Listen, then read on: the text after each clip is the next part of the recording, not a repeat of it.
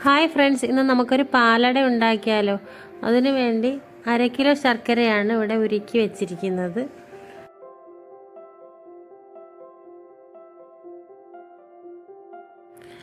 വെളുത്ത കളറ് ശർക്കരയാണ് കിട്ടിയത്, അതുകൊണ്ട് വലിയ കളറൊന്നുമില്ല. അങ്ങനെ 200 ഗ്രാമിൻ്റെ 2 പാക്കറ്റാണ് കിട്ടിയത്. 2 സൈസ് അടയാണ്. ഞാൻ വെള്ളം തിളപ്പിച്ച് അതിലേക്കിട്ട് വേവിച്ച് വെച്ചിരിക്കുകയാണ്. ഒരു ശകല എണ്ണയും കൂടെ ഒഴിച്ചാണ് വേവിച്ചത്, വേറിട്ട് കിട്ടാൻ വേണ്ടി. ഇനി നമുക്കൊരു കുക്കറിലേക്ക് 200 ഗ്രാം ചവ്വരിയാണ് വേവിച്ചത്. ഒരരിപ്പയിലേക്ക് വെള്ളം വാർന്ന് കിട്ടാൻ വേണ്ടി അട ഊറ്റി വെച്ചിട്ടുണ്ട്. ഇനി നമുക്ക് പാകം ചെയ്യാൻ വേണ്ടിയുള്ള പാത്രം അടുപ്പിൽ വെച്ച് നെയ്യ് ഒഴിക്കാം. ആവശ്യത്തിനുള്ള നെയ്യ് ഒഴിക്കാം.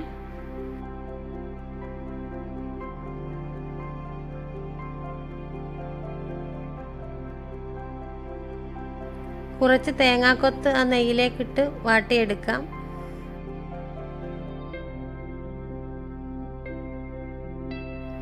ഒരു നുള്ളു അണ്ടിപ്പരിപ്പ് അതിലേക്ക് ഇടാം. ഫ്രൈ ചെയ്ത അണ്ടിപ്പരിപ്പാണ്. ഇനി നമുക്കത് കോരി മാറ്റാം.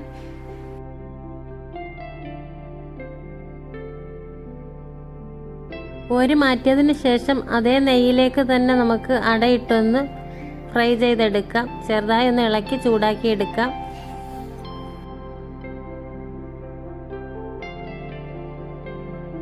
ഇനി നമുക്ക് വേവിച്ച് വെച്ചിരിക്കുന്ന ചവ്വരി അതിലേക്ക് ചേർക്കാം.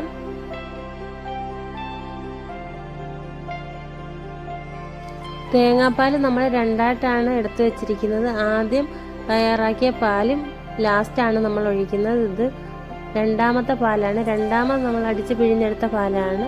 അത് കിടന്ന് നല്ലതുപോലെ ഇതൊന്ന് തിളയ്ക്കട്ടെ. തിളച്ച് വന്നതിന് ശേഷം ഇനി നമ്മൾ ഉരുക്കി വെച്ചിരിക്കുന്ന ശർക്കര ചേർക്കാം. ശർക്കരയ്ക്ക് വലിയ കളറൊന്നുമില്ല. വേണമെങ്കിൽ നമുക്ക് പഞ്ചസാര ക്യാരമൽ ചെയ്ത് ചേർക്കാം കളറിന് വേണ്ടി.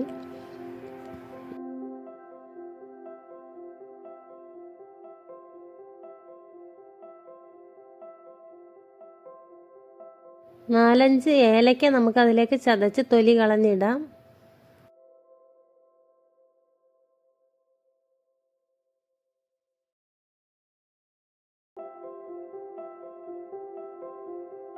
ഇനി ആദ്യത്തെ തേങ്ങാപ്പാൽ നമുക്ക് ചേർക്കാം.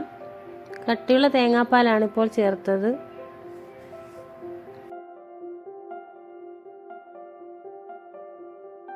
ഇപ്പോൾ നല്ല ലൂസിലായി.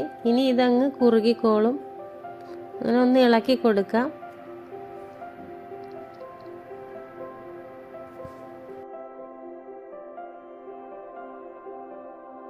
ഇനി നമുക്ക് നെയ്യിൽ വറുത്ത് വെച്ചിരിക്കുന്ന തേങ്ങാക്കൊത്തും അണ്ടിപ്പരിപ്പും ചേർക്കാം.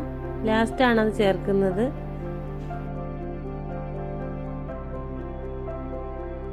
ശർക്കരയ്ക്ക് നിറം കുറവായതുകൊണ്ട് ഒരു പാനിൽ നമുക്ക് പഞ്ചസാര ഉരുക്കി ക്യാരമൽ ചെയ്ത് ഒഴിക്കാം.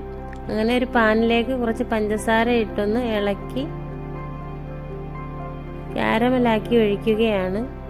അപ്പോൾ കുറച്ച് കളർ കൂടി കിട്ടും.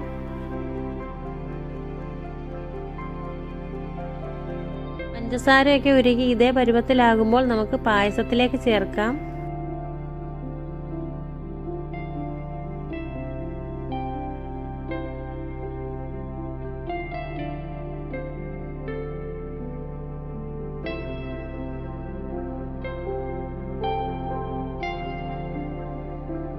ഒന്ന് മിക്സ് ആക്കിയതിന് ശേഷം നമുക്ക് കുറച്ച് ജീരകപ്പൊടി ചേർക്കാം. വറുത്ത് പൊടിച്ച ജീരകവും കുറച്ച് ചുക്കുപൊടിയും ചേർക്കാം. ഇനി ഒന്ന് മിക്സാക്കി എടുക്കാം.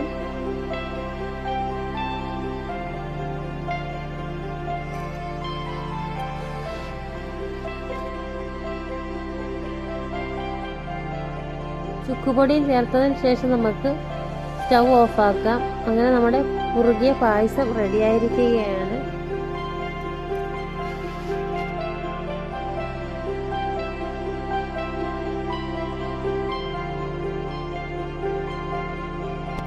അങ്ങനെ പാലട പ്രഥമൻ നമുക്കൊരു പാത്രത്തിലേക്ക് വിളമ്പാം.